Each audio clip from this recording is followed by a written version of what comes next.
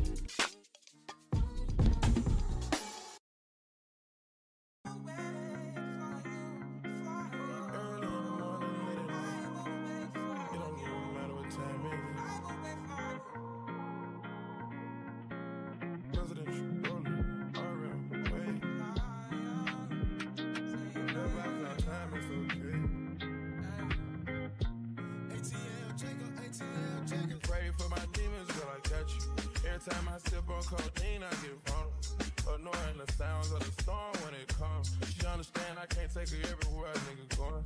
I've been in the field like the children of the corn. I can hear the tears when they drop up. Ensuite de ça, par peur que je perde ma lancée, j'ai décidé de lire un livre plus court. Donc c'est How the King of Helfheim Learned to Hate Stories. Pardonnez mon accent encore une fois, qui est une novella sur la série The Folk of the Year, donc qui a été traduit en français, entièrement traduit en français, et qui est l'une de mes séries favorites. Vraiment, je kiffe, j'adore les 2 personnages principaux, enfin le personnage principal, Jude, et son love interest Gardan. Vraiment une histoire de trahison, fantasy, j'ai kiffé. Et j'ai trouvé que cette nouvelle-là, elle était grave cute. L'édition est magnifique. Elle est aussi, comme je vous ai dit, elle a été traduite en français et je crois que c'est quasiment la même, juste que les mots sont le texte est traduit en français. Je suis archi contente de l'avoir dans ma bibliothèque et sinon il n'y a pas grand chose à vous dire. C'est plutôt sous un format de conte.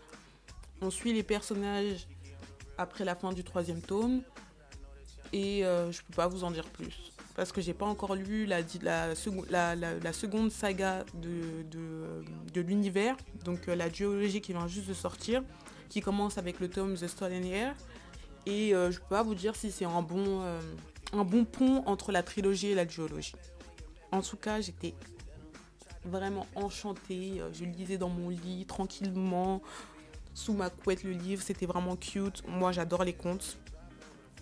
Bref, on passe à ma 3e lecture, du coup, de ce petit spread. Donc, le Paris des merveilles, le 1er tome étant Les enchantements d'Ambremer.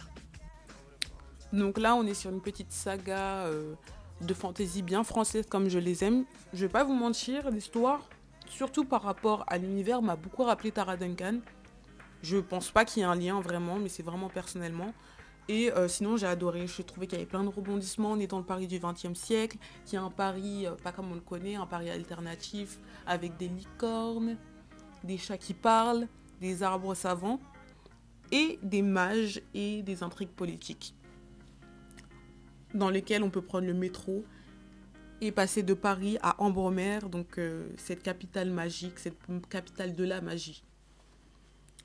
Personnellement, c'est une saga qui m'a été beaucoup recommandée. Elle était dans ma pile à lire depuis un bon moment.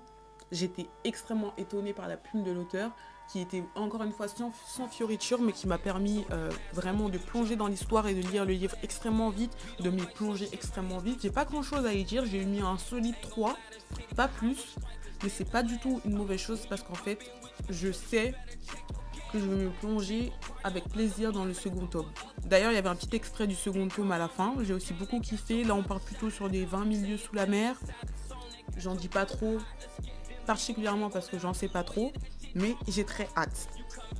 Vous pouvez retrouver une review plus détaillée de ce dont j'ai pensé de ce livre dans mon vlog, dans mon reading vlog qui a été posté juste avant. Je vous mettrai les petits liens dans la bio.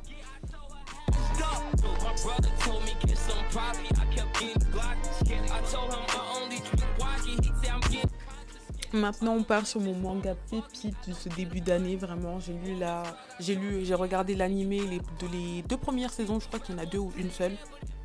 Bref, les premiers épisodes sortis, je les ai vus en 2022. J'avais kiffé, je vais vous dire la vérité, mais sans plus. Là, je lis l'animé, pourtant c'est le même contenu. Mais vraiment, c'est ce qu'il me fallait pour tomber à fond. Donc là, je vous parle de Jujutsu Kaisen. J'ai lu les 3 premiers tomes. Au moment où je vous parle, j'ai fait une razzia. J'ai acheté 4, 5, 6, 7, 8, le guide officiel, la novella, le tome 0, n'importe quoi. Je suis vraiment à 2 doigts d'acheter des posters et de les accrocher dans ma chambre. Je suis vraiment à fond en ce moment. J'ai kiffé, j'ai mis bien évidemment la note de 5 à chacun des tomes, à part peut-être le premier. Mais dans tous les cas, vraiment, j'ai kiffé. On est sur du paranormal avec de l'exorcisme, des exorcistes qui se battent à coups de poing, à coups de sabre, qui se battent contre des fléaux. Les fléaux étant... Comment expliquer ça? Entre parenthèses, des démons qui naissent de la malveillance, des éléments négatifs, ou parfois même, ou souvent même, des éléments naturels. Je sais pas trop comment vous expliquer ça. Bref, lisez la série, regardez l'animé, la saison 2, du coup, ou 3, je sais pas trop, j'arrive pas trop à vous dire. Sort cette année, je suis plus qu'excitée, vous pouvez même pas savoir. J'espère que j'aurai lu tous les tomes sortis d'ici là, mais la vérité, encore une fois, c'est que je sais même pas quand est la date de sortie, même si je crois qu'elle a déjà été annoncée. Bref, moi, je suis hypée au maximum. Vous en entendrez parler encore une fois et vous pourrez en entendre parler en direct depuis mon Instagram. Donc je vous mets ça en barre d'infos ou alors juste à l'écran maintenant.